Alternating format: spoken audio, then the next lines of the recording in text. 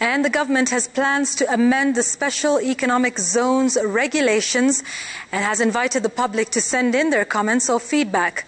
But even as the call for submissions continues, Faiza Ahmed has been out in the field to check the progress of the special economic zones, touted as the panacea to promote and facilitate both domestic and foreign investments in the country. Here's what he found out.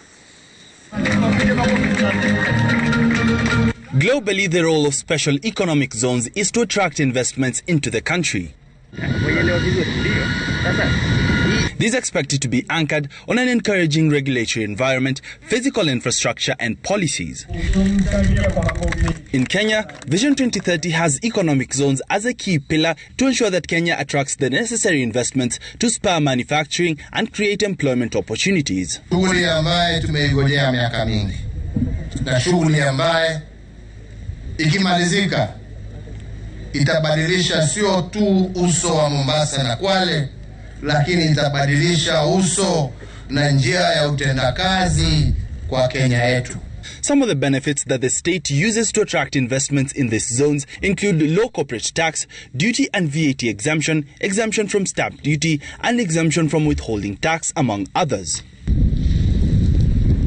Currently, Kenya has a mix of both state-owned and private-run special economic zones. But many of the state-backed zones are still at the concept stage and would easily pass as visions wasting away. We have the advantage of learning from the experiences and the lessons that have taken place in Ethiopia and Rwanda. For instance, the resilience of the Kenyan labor force is unmatched across Africa. We have a very motivated, dedicated and hard-working labor force that you cannot compare with those industries that have taken root in Ethiopia. Some of them are still looking forward to come back and set base in Kenya. One of the biggest cost of production is power. And what the government has done for Naivasha SEZ is to gazette a special tariff of power at 5 US cents for the investors who are going to set up here. And when we engage them, they have said that rate is okay. They can set up mills here. The Naivasha SEZ, popularly known as the Industrial Park, is one such development. Located 1 kilometer from the inland container depot, it is being marketed for investors keen on exporting processed goods out of the country. According to PS Owino, this will entice more funds to come into the Industrial Park. It's supposed to be a place for harnessing the potential that sits in the country. You see, the railway terminates here. So all the exports from Kenya, because we can only talk about growing this country economically if we can also be able to export. So the rail should be able to rail out of the country products that have been produced locally. But while the government champion zones are on the rise, private-run ones also feature mixed fortunes.